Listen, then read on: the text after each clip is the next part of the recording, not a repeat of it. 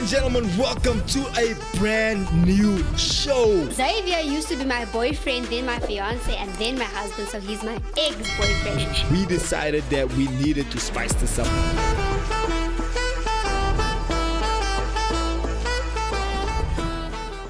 Ladies and gentlemen, welcome back. It is a brand new show, and of course, you know, it's been a nice one. We started this brand new show last week, and thank you so much for all the love and all the support and all the views and all the comments and everything that you guys have been doing. And we're looking forward to a great show. And of course, I'm not by myself. My beautiful, lovely wife over here, Anka Hendricks. Hello. Seriously. I know. I do that because it grates you. Yo, I get so annoyed with that. What? It's my greeting. Can't I just be me? And Yeah, but I know where it comes from, so it's just a bit corny. Xavier, where does it come from? Comes from Peppa Pig. Really? Seriously? I know we got kids, but Yeah, I mean, I have kids. I'm a mom, and personalities change over Mom time. life. So just accept me, love me for me, okay? Love me for me. for me. We can get Liesel on the show if you want on the show. Yeah, she'll tell you quickly. Oh, you see. Our producer is just in his Usher field us. And of course, we got Dominique Hansen. Thank you so much. Dominique! Ladies and gentlemen, listen, we're going to have an interesting conversation. Last week, we ended off the show by saying we're going to answer the questions that you guys asked us on the anonymous chat. If you don't know, on our Instagrams, right, we've got anonymous chat. Xavier Hendricks, Anka_Hendricks, that's our Instagram handles. You go there, on the stories, there's this anonymous button that you click and you ask a question. And so we've got some anonymous questions. In fact, let me pull up my phone real quick and just go through some of these anonymous questions. I think the one we're going to run through first will probably be, let me just check where they are. It will probably be, should you choose someone because they make you happy or because they can provide financially? Anka, do you want to answer that question? Well, I did say last week, I did say that my father always used to say that if poverty walks in the front door, love walks out the back door. But having said that, a marriage needs all components. I think even if someone can provide, and I think we've counseled enough couples to know that even if this person can provide, and even if this person does have a lot of money, the relationship doesn't work because there's no love in that relationship. So in short, in a nutshell from me, I'd say rather go for love first, and then the finances will come. Finances is definitely a thing. It is Don't a thing. even get it twisted, bruh. Finances is a thing. Money is a thing. If you're suckling financially, it can cause a lot of unnecessary challenges. In fact, according to stats, one of the biggest reasons for divorce is financial arguments and the fact that finances becomes a challenge in the marriage. So I would say this though, that the reason why those factors become a divorce sort of like initiate or whatever is because we don't know how to deal with it. So it's not that, it's how we deal with the issue that brings us to divorce, but not the actual issue. So I would beg to differ a little bit there, but finances can be a thing, and if you don't know how to handle it, it can make chakalaka for you. It can cause trouble. So finances, for me personally, is that to answer this particular question, I would say allow the love needs to be the first thing, right? And of course, the fact that, look, happiness is fleeting, bro. Happiness, you can be happy today and be untidy tomorrow. My father always taught me this. He said, you must know you're married. You mustn't feel that you're married. You must know that you're married, right?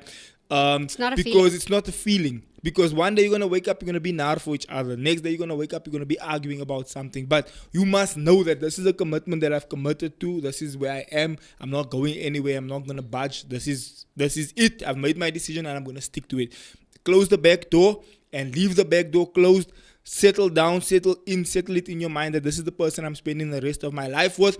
Come whatever comes, we're going to sort it out. We're going to work through it together. But also be smart about the money. And I guess this question is not something you can answer in like a 2-minute session, but it's not all about the money. We've also, like Anka said, seen situations where there's money. There's abundance of money. Money is not the problem.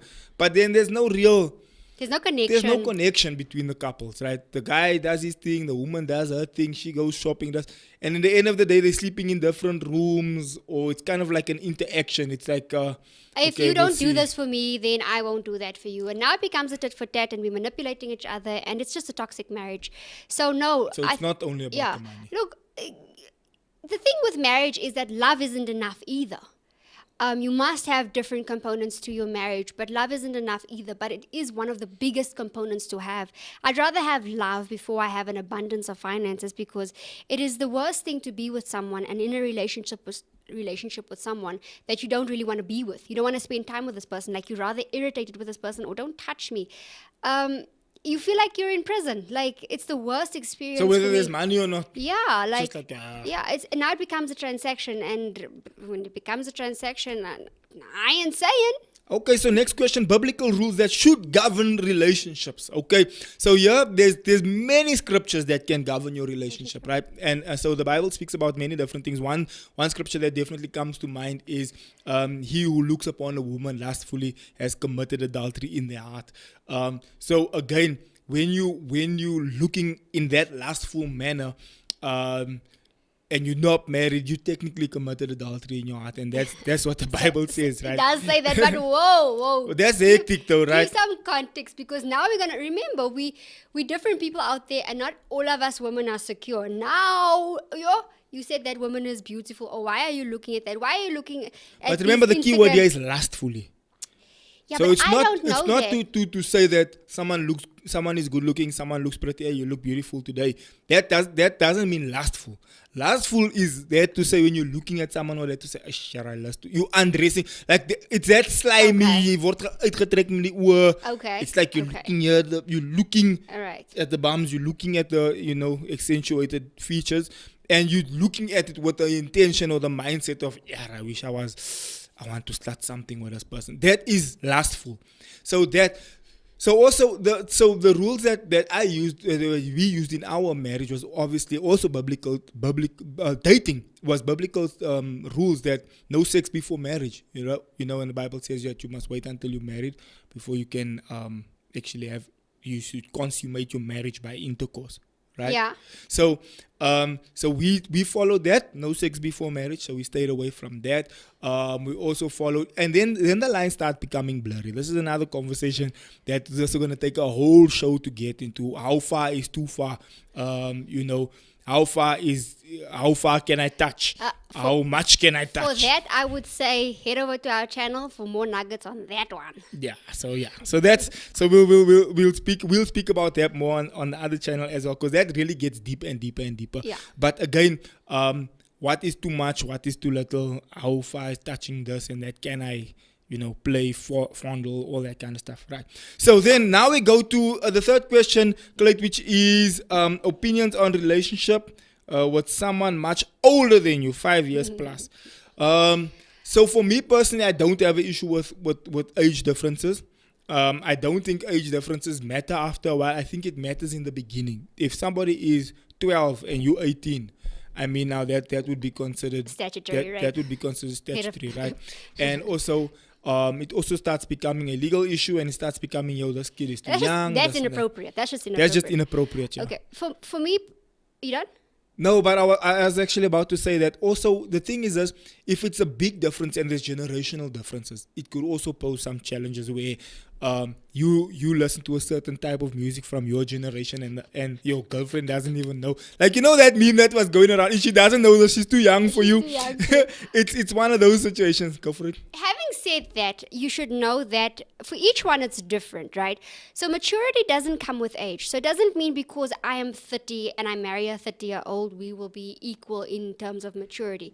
Maturity comes with the acceptance of responsibility. So there's a big difference there. I know of couples that have a 10-year age gap and they are just fine. They're doing very well. It has to do with the level of maturity and can you connect.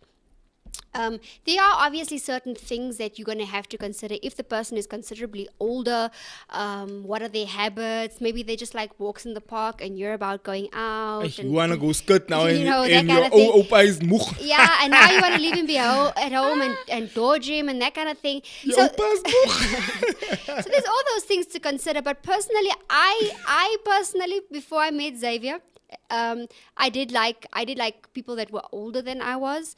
So I am older than you. Ja, according to Xavier, there's like, hy was in die army gewees en ek was in Ek was in die gewees. army, joh. Like, and you... My kind toe ek jong gewees het. Yeah, and guys, there's only a 2-year age gap. But... I'm still older.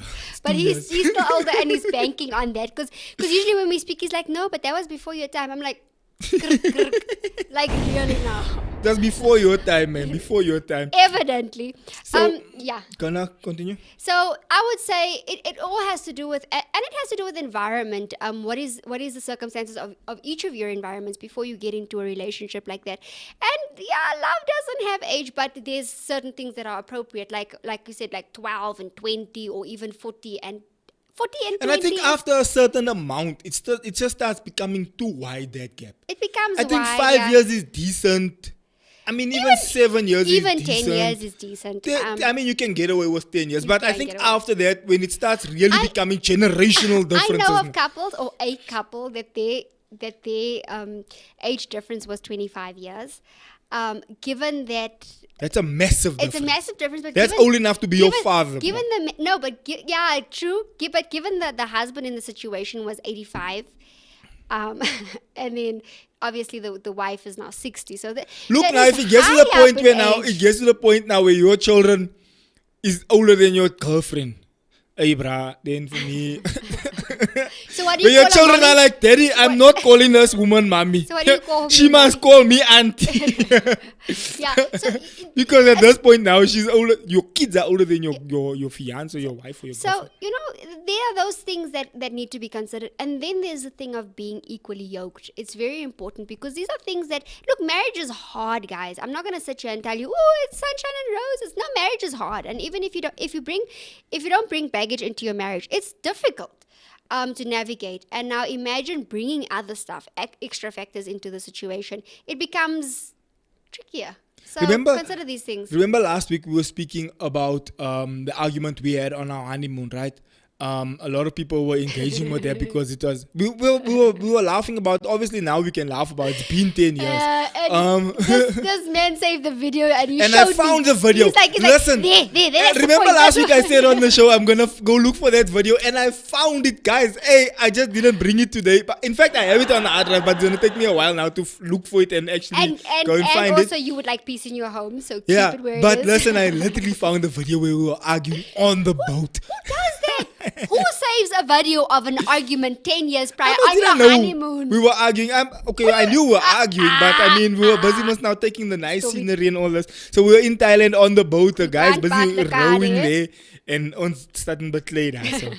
And so that's that. So guys, what we also want to do on the show, right? We wanna touch on relevant issues that's going on in the mainstream space, right? And because we're dealing with the mainstream lies, because listen, the mainstream is lying to us, guys. The mainstream has agendas, and remember, the devil is in the details there, and the devil is also very, very involved with what happens on mainstream as far as movies, music, all these elements.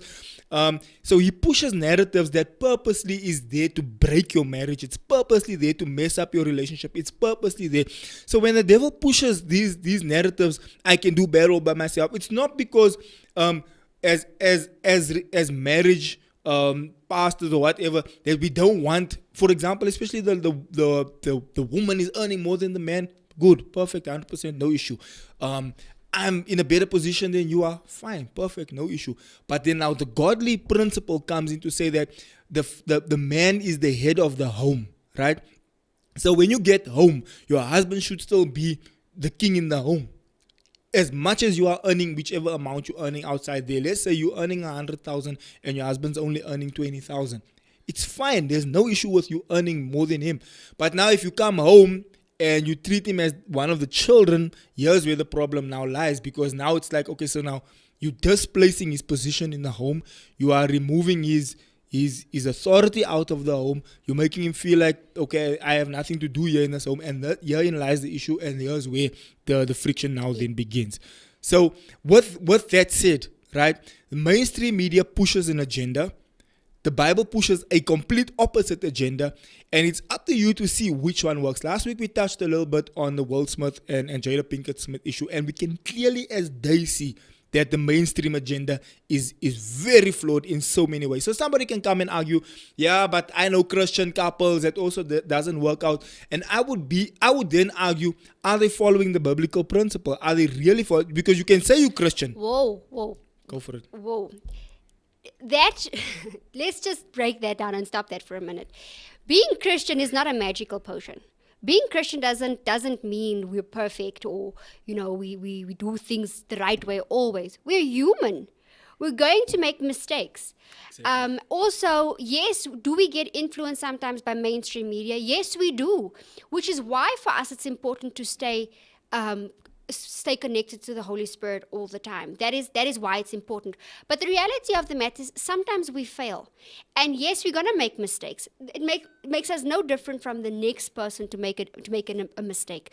So with having said that Christian couples doesn't mean because someone is Christian, then this thing it's not really it's not going to end in divorce. Yeah. Or maybe if I start going to church like tomorrow, then magically it will change. No, we need to work towards. It's like a diet, a healthy diet. If you just eat and sit on the couch, yes, you're going to swell up and you're going to just not be. And you're going to become unhealthy. So as much as you're a Christian, as much as you say you believe in Jesus, you must also go and jog. You need to jog. You must also watch what you're eating. You must do those wall Pilates. You must watch what you're eating. Wall Pilates. Yes, I'm on that tip now. Hi, shame, guys. I'm doing it in my mind. Summer body, guys. Summer body. So when we go into the beach this summer, hey guys, it's December now, so you want to start the bikini, what in that. So now you must, but you can't start jumping now. You were supposed to be jumping. Don't you worry, I will be identifying as trans slender.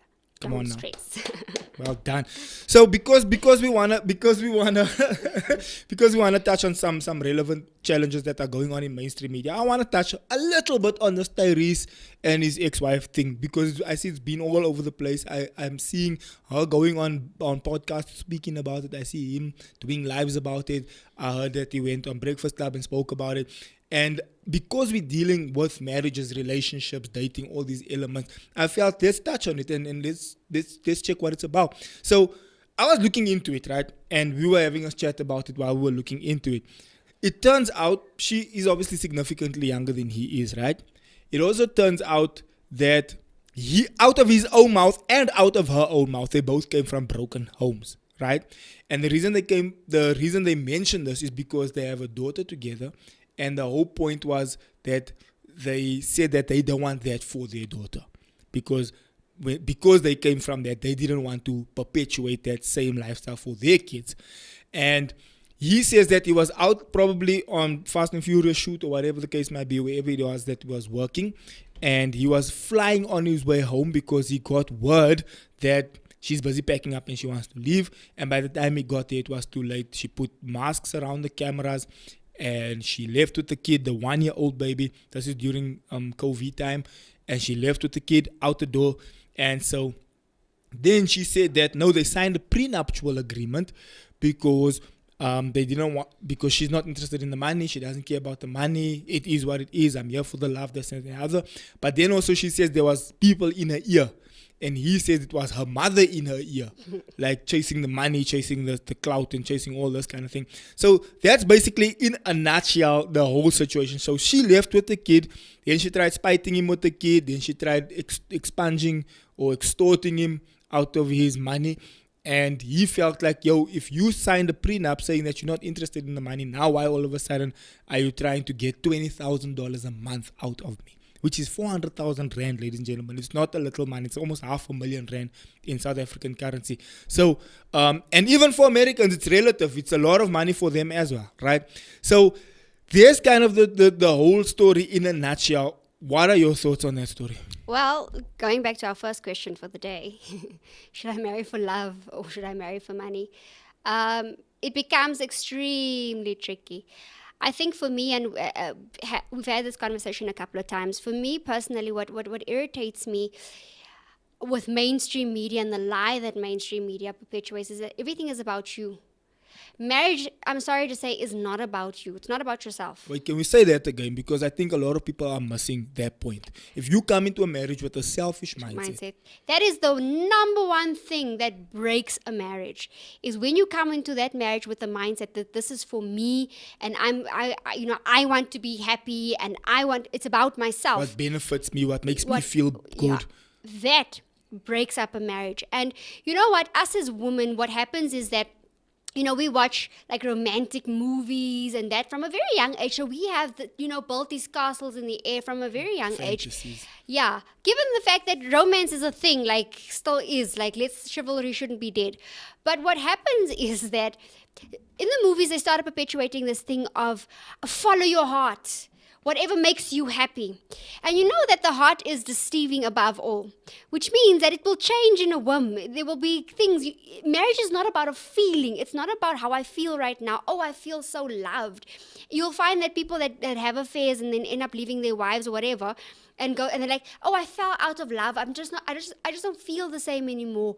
This person makes me feel a certain way. Yes, and if the next leaf comes along, you feel different. Or if the wind blows this way, you feel different as well. So no, it's not about you. It's not about how you feel. It's about the other person and how the other person feels. And if you have two people in a marriage that have this mindset, you'll always put the other person in front of the other one, which means now you have a healthy relationship that caters to each one's needs. So you're saying that the key to a healthy marriage, especially when you're trying to figure things out, is that you should always put your partner first. And vice versa, which means you being put first and I'm being put first. So we technically both being put first. But one from the other. When we got married the first time, like I said last week, you moved into the house that I was already living in by myself, right? Bought it before I knew you. Already had my little man cave set up there. Do you remember when you moved in there? I had all my perfume bottles on the one thing. Sprawled out everywhere. All my cars, these little model cars, Ferraris, Lamborghinis, all that, all over the place. And when you came in, it was like, this looks like there's a man living here by himself. I was like, yeah, because there was a man living here by himself. And in the beginning, I was irritated because you were moving my things around. You were changing things. There was literally no space for me in the house. Yeah, you were changing things that I didn't want. You were doing things that I didn't like and whatever. And eventually, I had to come to terms with the idea that, hey, look here, I'm married now. This is now not only my space. This is now also your space. And even when my kids came, they were doing silly things. I was like, hey, man, sort yourself out. But then as a father quickly, and as a mother also quickly, you have to quickly change that mindset to say, hey, this is not about me. This is not about this. This is my space and this is, what I want for myself. This is about, I need to make sure my wife is comfortable also. Okay, baby, so what do you like? Now, so in the beginning, I was very selfish. I was like, nah, I don't like this. I like this. I want this. I want this. Because I was living by myself. I have my own money. I have my own car. It's my thing. Also, you have a strong personality. Yeah. Needless to say, we both have a bit of a strong personality when it comes to our personal spaces. And it became a matter of, remember, I just moved in and, I come from a different culture in terms of like our family, like we always had to share things. Like in my family, if we're all eating around the table, I can pick in my brother's plate if there's like something and he just wouldn't mind, or he'll take something out of my plate. But here, the culture shock, he goes into like a fit, like, why are your fingers in my plate, and that was like where we had to, like, over the years, we basically found that little the middle ground to say, you must learn to share. Because he's like, but I bought you. And I'm like, I know. Yeah, like, so I would go into the shop and buy, like, let's say I'm buying 2 boxes of Smarties, just an example. And I would buy one whole box for Anka and my own box. But then Anka believes to finish everything same time. You like, believe? I believe I was going to have little bit now, then little bit later, then little bit later. Then little bit later. It's going to go off. Yesterday, then you know what she does? She finishes all hers. And then she's like, where's that Smarties? I'm like, what do you mean, where's that Smarties? I did buy you Smarties. She's like, yeah, but mine is finished. I'm like, yeah, so now that's not my problem. That sounds like a you problem. And guess what? He very quickly learned that what is his is not just his. And so, the first time it happened, I left the chocolate in the fridge. I leave my chocolate in the fridge. Anka finish a whole slab, bro. I come downstairs, I'm like, hello, where's my chocolate? I'm just saying that's What like do you mean, kryptonite. where's my chocolate? I'm like, what do you mean, what do I mean? I'm asking, where's my chocolate that I left here in the fridge? Yeah, it's finished. What do you mean it's finished? I didn't even have of my own chocolate. So Whoa, Xavier, brother, it was a fight. I'm just saying 10 years down the line, me as a wife, as a loving wife, I'm asking you, ne, did you die? Now, did you die? Now, did you die? You have I didn't die. You But have my thing is lived this- till this day to know that even though you buy whatever is mine, Okay, then I'm also going to eat your chocolate. but you do. You literally do. Like, I'll just come and it's just gone. But that's the culture I grew up in. Like, for me, sharing isn't a thing. In fact, we should be sharing. And that is something that I really instill within my girls. Like, I'm not. Sometimes we'll buy things that is just for them, but they must learn to share, because what happens is when you get into the marriage, those are things that are cultivated from a very young age. So when you get into a relationship and you get into marriage, it's just easier to share. It is, but here's the thing.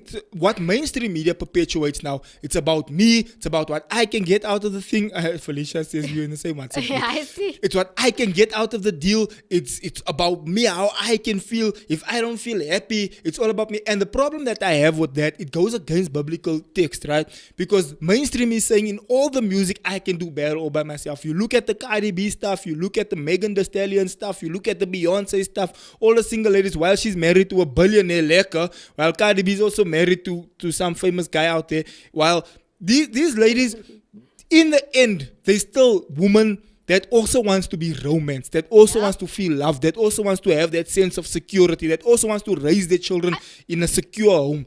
And I mean, it was a thing now the other day on social media. I don't know if you saw it, where people was, it was a comment. There was a video of one of Beyonce's songs, and there was a comment where the people were saying, where one of the people was saying that everyone follows Beyonce in terms of what she's singing, and she's singing this single lady thing, and they're dodging the bullet and all of that.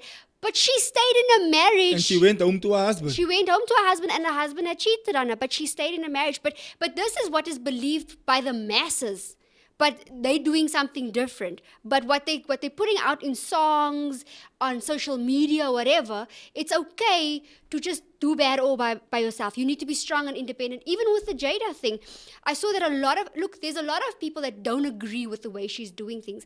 But a lot of women came to the forefront to say, oh, she's so strong. She's a strong woman. And why, if men were doing this, then it wouldn't have been a thing. No, it's wrong. It's wrong and it's toxic. I don't have a problem with strong women, and I don't have a problem with people who are really like strong in their beliefs when it comes to, yeah, women can also do this. But my problem with the whole mainstream or the narrative that the feminist movement pushes is that I'm a woman, I can do everything all by myself. First of all, it's toxic, because what that does, it misplaces the purpose of a man with the use of a man. And there's a difference between the two. For me personally, yes, I would like to be provided for. And I'm also very opinionated, and I'm also very strong. And me and Xavier, maybe we differ on this opinion a little bit, but I wholeheartedly believe we as women are really, really strong. And that's why we are powerful beyond measure. And that's why there is the covering. Because the guidance of the husband. So ons gaan net nonsense aanvang met al die power wat ons het. And I think it's proven with women who have strong personalities and who've got all the money in the world.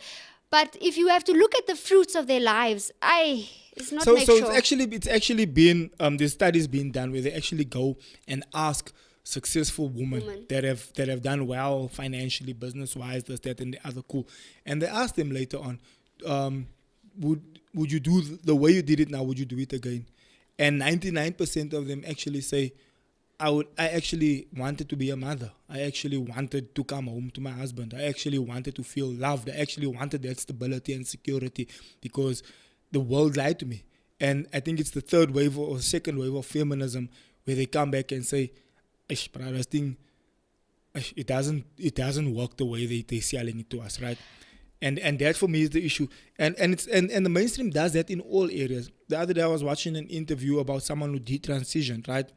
And the interviewer was asking the person, if you knew what you know now, would you have gone the whole way that you went now, that you ended up going? And the person said, no, I wouldn't have. The mainstream lied to me. The social media lied to me. YouTube lied to me. TikTok lied to me. They benefit financially from me when I have to keep going for my hormone therapy. They benefit financially from me when I have to keep going for medication. They're benefiting financially, and so the person actually said, I'm now a chronic patient. I can't now go without it. And that's the aim and that's the point. So when we say there's always an agenda behind what the mainstream perpetuates, we mean that there is always an agenda behind what the mainstream perpetuates. They don't just push things because it's fun. The devil sits there and shoves things in our faces. And at the end of the day, we're sitting with a broken home. At the end of the day, we're sitting with a broken marriage. We're not sure how to get through this thing. At the end of the day, we're sitting because we're following worldly principles and worldly advice, when God is saying, I am the one who came up with the institute of marriage in and of itself. God designed marriage for us as human beings to be enjoyed. Just give me a second. To be enjoyed in the confines of the marriage. But now we come and we want to add open marriage, with this, with that. Yeah. The mainstream pushes different agendas onto our marriages. Now we're sitting here with a generation of fatherless children, and we're sitting and asking, how did we get here? Xavier, I think, times are different, methods are different. Mustn't we keep up with the times? Yeah, but bro, You're going to leave us hanging? yeah, because that's a stupid argument. The story of times change in this, but principle doesn't change. Time can change. Nah, but murder is murder. Times change, but theft is theft.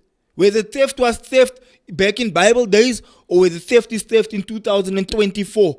If you're stealing from somebody, it's theft. If you murdered somebody, it's still murder. This principle, godly principle, that doesn't change regardless of time, of where the social media is. And that principle, what it does, it protects us. And as old school as it may sound, I'd rather be old school and be happier. And when I say happy, I mean joy, really, because happiness is fleeting, like you said earlier. I mean joy. I mean, for me, if I had to go with what mainstream media said, and what are the new principles we need to apply, and not principles. If we had to go with mainstream now, we would have been in open relationships now. We would have invited so many. So remember, marriage also, it's a very, very spiritual thing.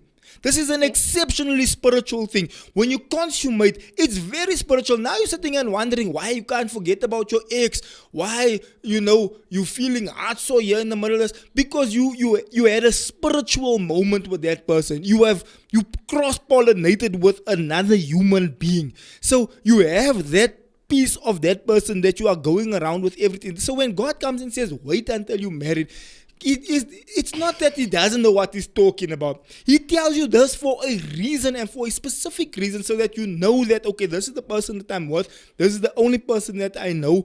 This is me and him will work it out together. Or her and I will work it out together. We'll figure it out. We'll figure out our rhythm and our styles and our stuff that we want to do. We will work this thing out. We have the rest of our lives to sort this thing out and figure it out. But what the devil will place in front of you is temptation like you can't believe. It's movies, it's music videos are becoming like just blatantly lustful and demonic. I remember the time where they used to ban the music video just for having like girls in bikinis. Now they show everything and it's not even banned. They play it on daytime television. Nothing is left for the imagination. I remember a time when the SH word was blocked. Now it plays. Now it's normal. It's part of... Yeah, it plays and nobody says anything about it. Remember there's a time they used to beep it. Now they don't beep it anymore. So mainstream pushes agendas on us that is destroying our marriages, and we perpetuating a generation of fatherless children. And another problem that I have with the mainstream, right, is a story that they push where I'm just going to get a surrogate. I'm going to raise this child by myself. Go and ask people who did that, how that played out for them. And you're starting but let them be honest with you. Yes. And you're starting something generational. The way it was designed is that a child should grow up in a healthy environment with a mother and a father, not negating that some people don't have that, whether one parent has passed away, something must have happened. We're not negating any of that. There's grace for that. But if you are in your right mind to make decisions like that, why would you make a decision like that? Why would you bring it upon yourself to say, okay, fine, I'm purposely gonna raise my child like this? Because there's an imbalance there now. Not saying that single mothers haven't raised good children, but there are statistics. So I'm saying, if you have it in your means, make correct, informed decisions. It makes life easier. And that child gets to a place. I've counseled many Yo. guys, girls. Yo, bruh, I've been a pastor for the past 13 years now. And believe me when I tell you, I've sat down.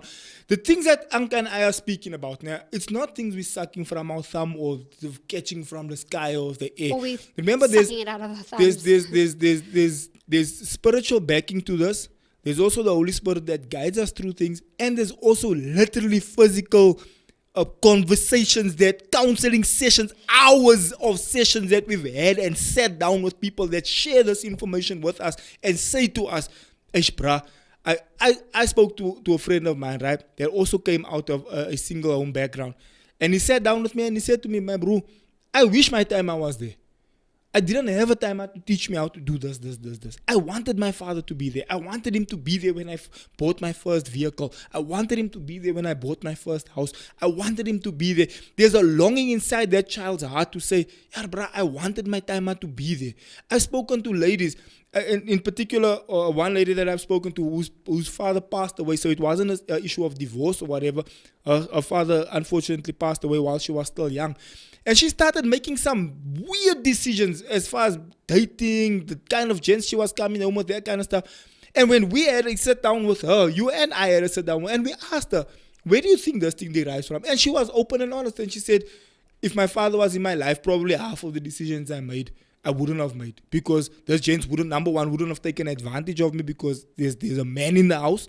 They wouldn't have just come and did what they wanted to do here at the house and come put my mother around. Because now they're the men, they're stronger, they're dominant when they come into the house. Now if there's a father there, and it's been shown statistically, even when it comes to the kidnapping of the children, where they said when these guys came out and said when they see there's a father with the family, they back off. It's a deterrent. It's a deterrent. And that came from a well-known pedophile who came out and said that. I just want to jump into the comments real quick. We have Nicole here that said, I think the worst is when your partner takes without asking or letting you know. Yeah. Well, shame. We have gone. We're here now. We're here now. We must know. We must shame us now.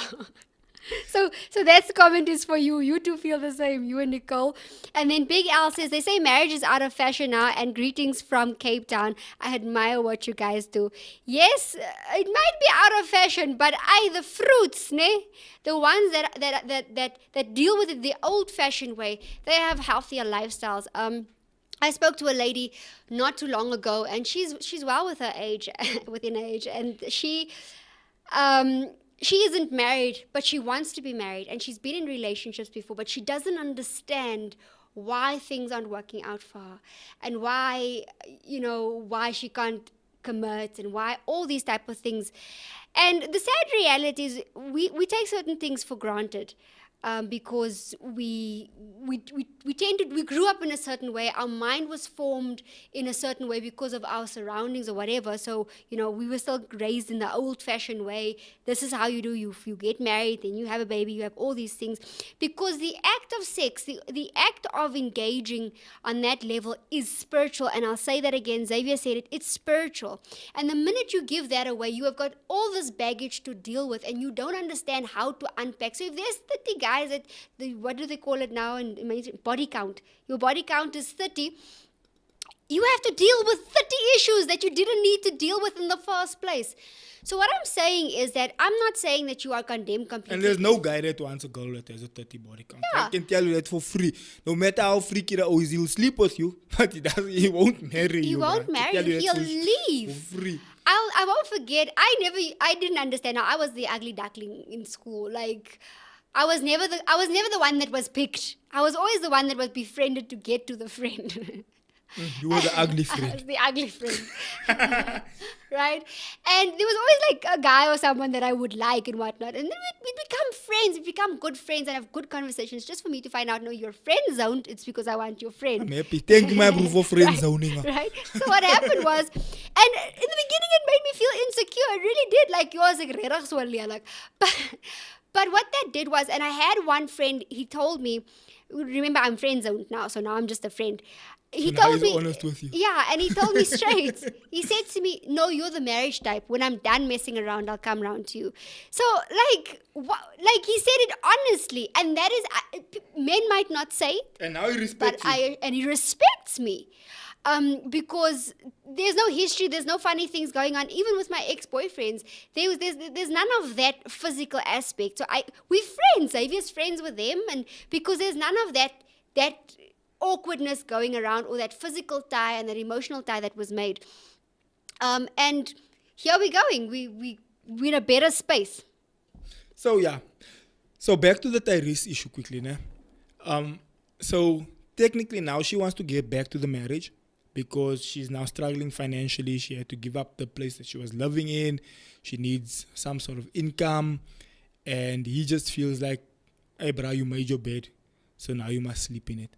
And so that's now unfortunately the situation that they're going through, and it's unfortunate. But I would like us to take the nuggets out of that and to show that what the mainstream perpetuates, it all lies from the enemy. The best way to go about this thing is to understand what Scripture says about it, to understand what God says about it. When God says wait until marriage, it's not because I always used to preach this when I was a youth pastor for so many years. And I used to tell the young people, it's not because he's trying to spoil your fun. It's not because he doesn't want you to have fun. Trust me when I tell you, God wants you to have fun. God wants you to enjoy your life. God wants you to go out and do you, boo. He wants that for you. But he also knows that if I'm going to leave you to your own devices, you're going to sit with baggage that is unnecessary. You're going to sit with challenges that you're not going to be sure how to deal with. And you're going to have problems now that you don't know how to get out of. So I would prefer that you do it the right way. And I like what Stephen Furtick made an example once about the fireplace. He was talking about a fire is there's so many good uses for a fire. You can get warm, you can cook on it, you can boil water on it. You can do so much. It purifies, it cleans, it does so many things, a fire. But in a fireplace or in a confined space, right? That's where its use becomes most useful. But the second that fireplace, if that fire somehow leaps out of the fireplace onto the carpet, starts burning the carpet starts burning the curtain starts burning the ceiling, you're going to come home and find that your house is burnt down. Same fire, but out of context, out of protection, out of covering, out of confined space, that same fire can become detrimental. So same act of intimacy, same relationship, same partnership, same whatever, but out of the confines of a marriage, now instead of being something good and positive and something you can grow on and build with, it now becomes something detrimental to your health, to your mental health, to your well-being. It just becomes a problem. And Anka and I in April will be married for 10 years. And we had this conversation last week, and we were driving back home. And we said now only we're really starting to really enjoy the marriage, because we're starting to now understand one another. We're starting to know what's going to cause an argument. Let's stay away from that. How do we speak to one another so that the argument doesn't go higher than it should be, or into a place that it shouldn't go. How do we now relate to one another on that level? And only after 9 years, we are starting to build that kind of positive momentum. So what does that mean? And we spoke about this on last week's show. Don't just give up in that first year or two. Yeah, this person doesn't, does that and the other. I would suggest seek some good godly counsel, which again what we said last week. Seek good godly counsel, figure it out and work it through. Because here's the thing, I've seen, and I don't want to say how I know it, because then it's gonna bring it down to too close to home. But I've seen circumstances where the gent comes and says, yeah, she does, leaves his wife, starts dating. Hey, bruh, this one does. Leaves that chick, dates another person. Yeah, she does. It's like, my bro, at some point, nobody's perfect. So now, so what must happen now? Are you just gonna chop and change it because you have this issue? So now I'm gonna date so and so, and she has that issue, so I'll date so and so. At which point do I just say, you know what? It is what it is. Let's build forward, because now you're just repeating something. Just repeats. I think something that we as women, and maybe men, but I'm speaking on behalf as women, because I know that sometimes we go into something and then we leave the back door open. If this doesn't work, then I'll just head out and just divorce. Make sure I don't get Yeah, pregnant, or make sure. And I know of couples or ladies who were in marriages who are divorced today, who didn't want to get pregnant. They rather got pregnant elsewhere. Because they keep the back door open. But when you go into a marriage, when you commit with somebody, you need to make up in your mind that there is no back door, there is no divorce, there is no out here. Especially if it's a healthy relationship, this person is healthy, and I'm going to stick it out. And this is actually one of our questions that we got, where the person asked, what if you are at the verge of giving up? We have counseled quite a few couples who have gone through divorce and have been at the verge of divorce. Believe me, and even with the Tyrese situation, I'll go back to the Tyrese situation just now. It is better to work things out. Divorce is not easy. Statistically, it is proven that it's better to lose a spouse by death, like accidental death or cancer, whatever, than it is to divorce.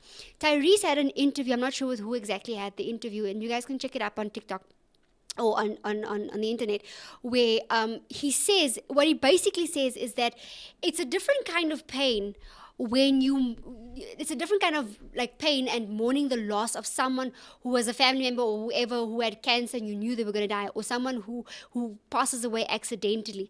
Like, it's a different kind of loss. But mourning someone that hasn't passed away is difficult. If you and a lot of the times we get upset for the little things that the person does, and we're like, no, I'm leaving. But we have an emotional tie with this person. It's literally like tearing each other apart, and there's no clean cut. There's no clean cut to tearing that person away from you. I will say, guys, rather go for counseling. Rather try to work it out. It's easier. Don't stay in a toxic marriage. And what I mean by don't stay in a toxic marriage is stay in a marriage that you're working towards a healthier future. And both of you actually working. Yes. Because also doesn't help. Yay, circle so, and the other person already checked out also. Like, the other person is now sleeping around, dating other people, and you also now sitting at home. Like, and then now what must I now do here now? Because now that's toxic now. It's toxic. That's toxic. But here's the thing though. I had a conversation with a friend of mine, right? About a month ago. And we're sitting in a restaurant just chatting, just catching up. He got divorced, right? About a year or 2 ago, 3 years ago. And I don't want to divulge any further information because just now people start putting things together. And he got divorced, right? And he sat with me. And he said to me, Zakes, and he just looked down and said, what's wrong, brother? And he said, hey, brah, if I could do it over, I would do it the way you're doing it. Then I said, why? He says, yeah, brah, because I was thinking of divorce and starting over and looking now again for someone new, and thus it's not what they make it out to be. And he became, after his divorce, he became successful financially. Things started falling in place for him. And so he had options. He could sleep around, he could do what he wanted to, and he says he explored those options. But he just came back to the point of, I want to get married. I want to come home. I want to go home to my kids, I want to go home to my family. I'm getting old. I mean, at the end of the day, what am I doing with my life? What am I building? What's the point? What's my legacy? What's my next generation looking like? What's the point of all of this? And that started speaking to me inside. You could see this man is like defeated. He's like, I don't even know. There's no point even. I'm building something. I don't even know what I'm building. I don't know who I'm building it for. There's no, like me, I know. I have in the back of my mind, this that I'm doing. My Eva and Taya is going to have this. This that I'm doing, their marriage. I'm investing this into their marriages one day. That's that I'm doing. There's like it gives you almost like a purpose behind. I'm doing this for my generation, or I'm doing this for the next generation to come, or I'm doing it. Maybe you can't get children, but you're taking in your sister's children, or you're taking in your brother's children, or now and then you take them to the mall, or you take them for coffee, or you do whatever. You're investing in their lives. I've had conversations with someone that said, "Bro, I didn't have a timer, but my uncle used to come fetch me. My uncle used to take me here. My uncle used to do that for me." And you never know how you're investing into somebody's life when you're doing the right thing. But again, he sat there with tears in his eyes saying, "Yeah, bro, I wish I just did this thing properly. I shouldn't have done it the way I did it." And the truth of the matter is, he's talking about divorce. So it's something the mainstream, I can do better all by myself, blah, blah, blah, but they don't show you the after effects. I also know someone that also had that mindset. Psychological effects that go with it. And someone that had the mindset of, "Nah, I'm going to get the child and leave the guy." And now she's sitting with the child. And if she can really be honest and open and have a honest conversation, she'll tell you, "Ash, bruh, I should have just done this thing right." So let me just jump into the comments again. We've got Nicole. We really need more podcasts like these regarding good Christian marriages. It seems that Christian marriages are always kept private. Is there a reason for this? Yes, I'll delve into that just now. Yeah, and then a power couple of note comes from Lady J. Love this. And then Clarisha Francis says, such meaningful conversation. Our young people definitely need to hear this. And then Lady J says, the mindset of leaving room for disappointment is so when it happens, it's not that hard, is what's said. That really, and that's leaving the back door open, is leaving room for disappointment. No, I think she means it in a different way, where you kind of expect that the person's not perfect. Just correct me if I'm wrong, but I think you kind of leave room that, okay, if they flop, it's not the end of the world. Okay, I'm seeing it differently. Maybe Lady J, maybe you can just interject there. Just tell me which one you really mean. I'm seeing it in a way where you're saying that you kind of expect the person to not be perfect. So when they do mess up, it's like, it's fine, I didn't expect it. As far as what Christian marriages are concerned and why people are more on the down low when it comes to, speaking about marriages or when you go to certain marriage like conferences and stuff, and they always speak about it in the air, or they use an example of a different couple or whatever, is really because, especially in Christian circles, is that leadership is supposed to be above reproach. Leadership is supposed to be seen in a different way. So some leaders, they're not always comfortable in sharing their experiences like that. I think for us it's different because people are really dealing with issues out there. We all are dealing with issues out there, and we're no different. But you know what? I think it's also why people are scared to say things, because the Christian way of doing things, it goes against mainstream way of doing things. So a lot of people are scared to say one man for one woman. A lot of people are scared to say, wait until you get married. But that's morsach. Yeah, but people are scared to say, wait until you get married, because that is a thing. Everything is like, no, what do you mean? You must test drive a car before you buy it and all of this. That is really so something. So now people are scared to say, hey, bruh, me, I'll rather do it. And most people are still very conservative. Most people still believe, I'll rather do this thing the right way. Yeah, a lot of people do. I'll never forget. I was friends with this young lady in high school. She was a bit younger than I was at the time, but her mother believed wholeheartedly you must test drive the car, and that was what she instilled in her daughter. And obviously she followed suit. And I'll never forget. Just before me and you got married, she came to sit in my room, and she said to me, "Anka, I wish I had waited." And not just her, quite a few people came up to me, friends, people that have explored it, said, I wish I had waited. And I did understand, because it's something that I always thought that as a woman, once you give that away, it's not something you can never really take back. And having said that, just as a side note, I'm not saying for one moment that if you have given it away, whatever, that it's not salvageable, that you should be thrown in the trash, or whatever. No, that's not what I'm saying at all. Recover. So the recovery process, that what I'm saying is that you're going to have to deal with it. You're going to have to unpack it. You're going to have to really go see a counselor. You really have to speak it out and get it out your system. Become whole before you get into a relationship with someone, because that person's going to have to deal with that. But marriage is hard enough. And when me and Xavier came into the marriage, and guys, we didn't know anything from a bar of soap. If you go look at our other podcasts, you'll know that when we went on a honeymoon, we were both by a dom. We read a few books, but we didn't know why. And the significance of that is that we learn together. We don't need to compare it to somebody else. So if he's now not doing this right, in my mind, now I'm comparing it to somebody else I've been in with in the past. There was none of that. But here's the other thing that happened the first time we got married and consummated. It's a very, okay, in the spiritual sense, right? It's a very, very spiritual act that's happening. In the physical sense, it can be a very, I'm going to use a word that is not a normal word to use, but it can be a morsige situation, right?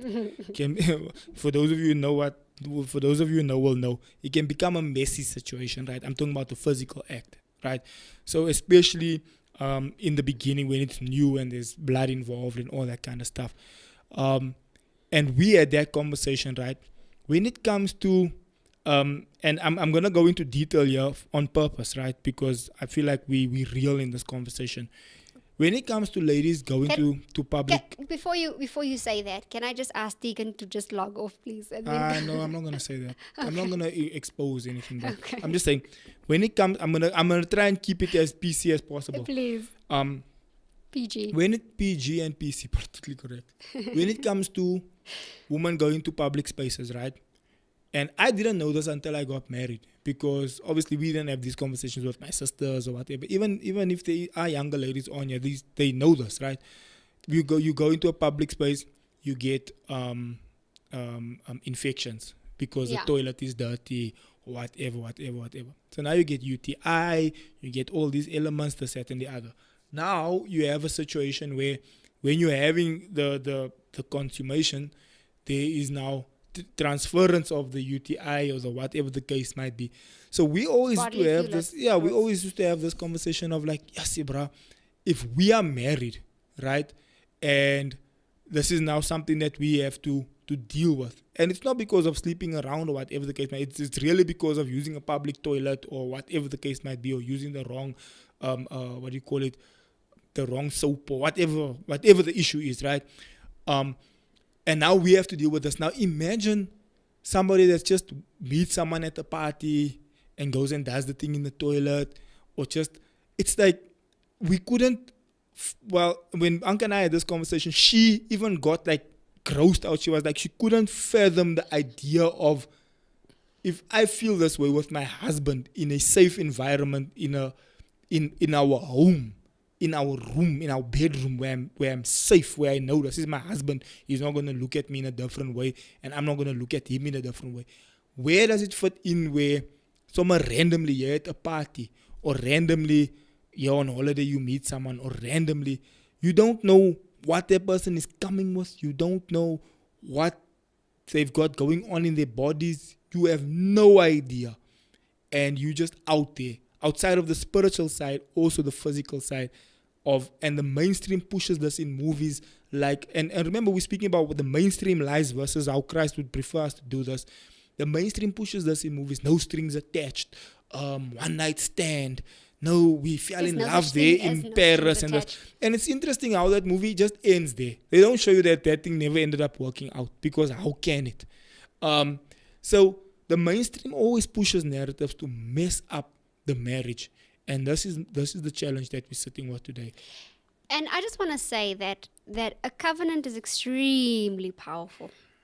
When a man and a woman are in agreement about something, things change, and that is the plan. It is to disintegrate that covenant. And yes, it's not popular. There's a reason why it's not popular. The reason why it's not popular is because it's good and healthy. Anything that's good and healthy is against the grain. So God compares his church to his bride, right? Yep. And he compares himself to the groom. And then he also says that when we do Holy Communion, he says, Holy Communion, and he shed his blood on the cross of Calvary, and he says, now here's the cup of the new covenant, Whoever takes this is in covenant with me, right?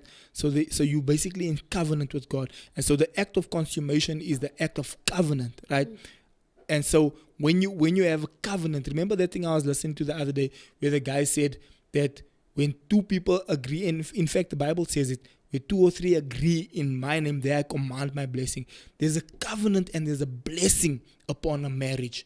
And this is why when you do something together, I try doing things on my own, I struggle. Anka does things on her own, she struggles. The second we do something together, including stuff like this podcast, at the moment now, this is getting so far the biggest viewership on this platform, on our channel here. Yeah. Because there's the element of we're doing something together. When we did that talk at the events, people come up to us and say, Yassi, we enjoyed your talk the most. Because we decide that we're going to take our differences, put this side, mine, that side, take my strengths, bring your strengths, we bring it together, we do this thing together under the covenant of God. And believe you Things me, happen, bro. we are extremely different. Things we happen. are opposites in a lot of spheres. But we have to make it work. We have to work through certain things. It doesn't come naturally. The fact that we are here in our marriage is grace and only grace. And there's decisions we had to make. We went back to counseling. One of the questions that was asked on social media was, can we suggest a few Christian counselors? We have a good Christian counselor right here at Crystal Church, as well as at Rhema Bible Church. It's Pastor Wayne and Janice Chaff.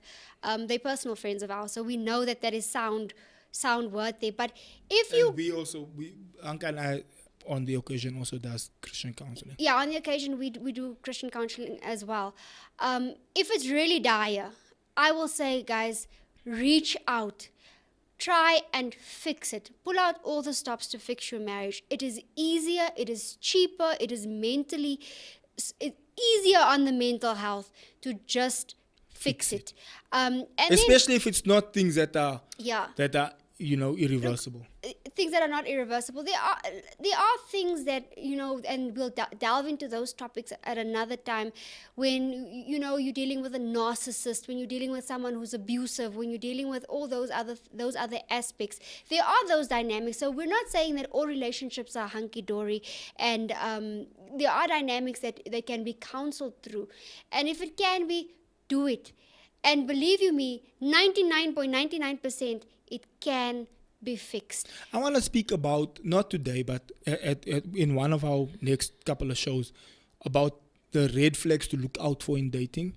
Because I feel like a lot of these things, like what you just mentioned now, the abuse of the narcissism, these are things that we saw, you see in dating already. There was a comment you put up, a status you put up about... Yeah, if... the things the red flags that you see before you get, when it starts, those are the things that will end it. Yeah. So, but we have, can you quickly read those last couple of comments before we close? Then we have Micheline Peterson. Hi, Micheline. This is such a powerful subject and what our young couples really need. That's so true. It's so sad how people look down on women and guys who save themselves for marriage, when in fact it's such a beautiful thing. And yes, beautifully said, Anka. I'm not sure we're in the comments what I said, but just so very quickly before you read Lady J's one. Okay. That's the whole plan of the devil. Yeah. To try and make it look like there's something wrong with you. Same thing happened to me at school. You are pastor, you keep you this, and this, and this. And then later on, those same people come back and say, Ishbra, you actually did it the right way. Yeah. So the devil makes you feel insecure about doing it the right way, but then eventually the fruits actually pay off. I'll never forget, because I saved myself, and my relationships didn't last long, needless to say, didn't last long when I was in a relationship, because I wasn't willing to give up something like that. And one of the, let's call him, one of my ex-boyfriends, who is still a friend today, he spoke to his then girlfriend about it, and then it was a matter of he could still respect me, he could still look at me in the eyes, we could still have a conversation. And this is something the devil wants to break down. He wants to make it seem like there's something wrong with you. There's absolutely nothing wrong with you for wanting to do the right thing, because you're saving yourself trouble. You're saving yourself the need to have to deal or go to counseling for certain things that could have just prevented. Yeah. Okay, let's carry on. Then Crystal is clarifying that earlier point. Society teaches us to leave room for disappointment, which is the back door. So when it happens, you won't have to experience so much pain because you knew life is not 100% guaranteed. Yes, that makes sense. So your interpretation of the statement was right. Yeah, and because that's how we as women also sometimes think, the back door. But if you shut that back door, that means you're willing to get into the ring every day and you're going to just fight this thing through, not with each other, not against each other, but with each other.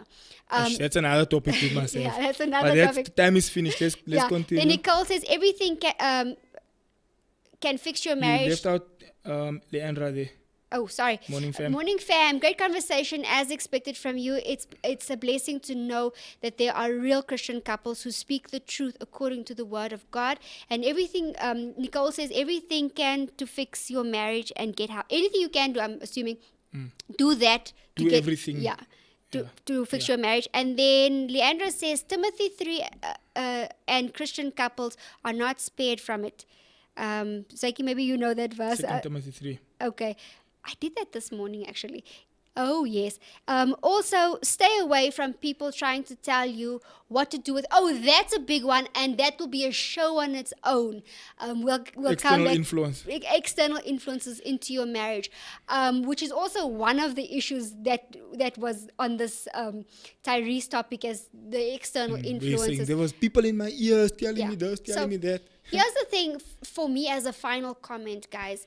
We need to protect our marriages at all costs, protect our spouses. And it's important for us to put them before us, because the number one thing that breaks down marriages is selfishness and the need to self-gratification.